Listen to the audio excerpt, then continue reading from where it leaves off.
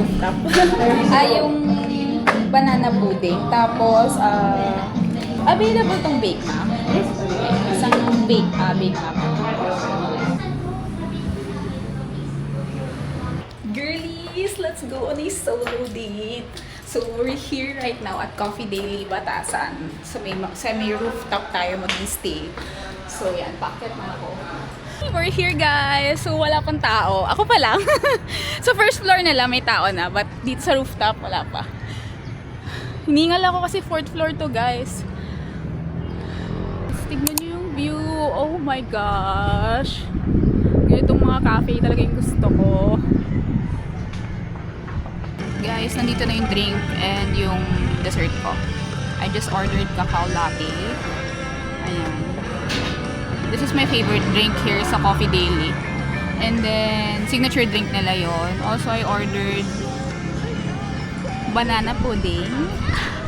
I'm so excited. Parang first time ko ito matitikman yung banana pudding nila.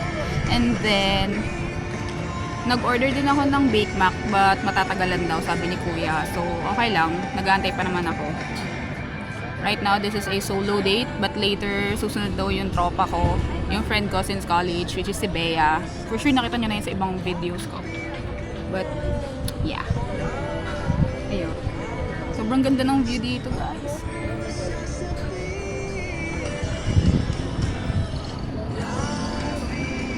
Let's try.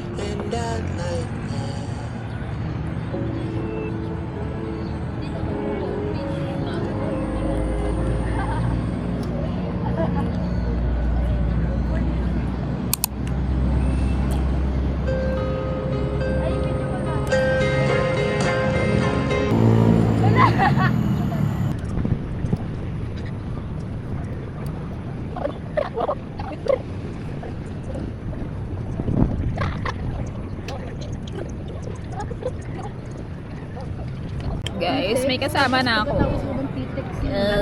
Go eat ka lang dyan, G. Gabi na. Time check, 9:30. At ang ginagawa, manood ng Tony podcast. Ay, podcast. Tony Talks pala. Ba? Perfect. Komedyante, kapitan Cheng. Pero kasi gusto ko ba?